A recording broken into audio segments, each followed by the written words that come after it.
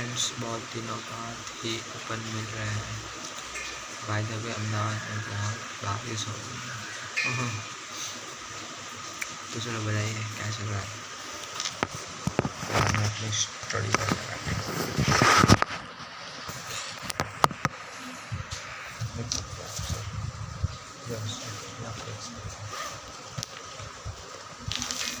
વિદ્યુત ધ્રુવોનું oxidation potential કોને કહે છે?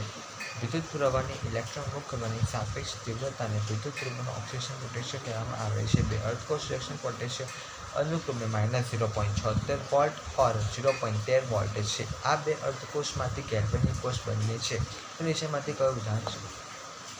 वैसे मैं गुजराती बोल रहा हूँ, तो आपको समझ ना आए तो ओवररिएक्ट ना करिए. mm +2 electron minus gives mm +2 electron minus. वैसे होने करने की चीज़ नहीं है. हाँ, સોલ્ટ બ્રિજ શું છે તેનો મુખ્ય કાર્ય સમજાવો. સોલ્ટ બ્રિજ કે જેને શાર્ટ પણ કહેવામાં આવે છે તે સામાન્ય રીતે ઉલટી એટલે કે યુ આકારની ટ્યુબ છે કે જે નિષ્ક્રિય ઇલેક્ટ્રોલાઇટ્સ જેવા કે NH4 કે NO3 ના સ્થાને દ્રાવણથી ભરેલી છે. આ દ્રાવણ અગર અગર જેવા જેલી પદાર્થથી મિશ્ર થાય છે. ઇલેક્ટ્રોકેમિસ્ટ્રી સેકન્ડ ચેપ્ટર વિદ્યુત રાસાયણિક વિજ્ઞાન.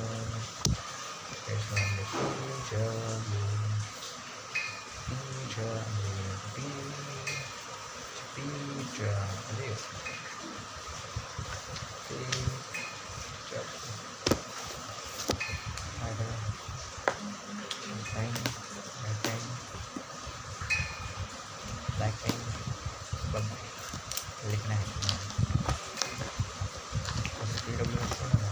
ब्लैक टी शर्ट है, sorry red T shirt. Lecture number 3 करते हैं.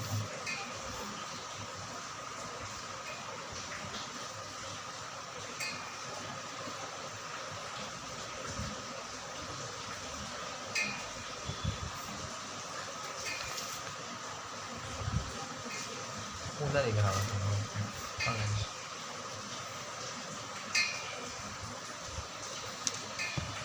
ऐसी बारिश में तो भजिया खा लीजिए. भजिया बट आलू के पराठे खाने का कल खा लेते हैं. कल भी बारिश है ना.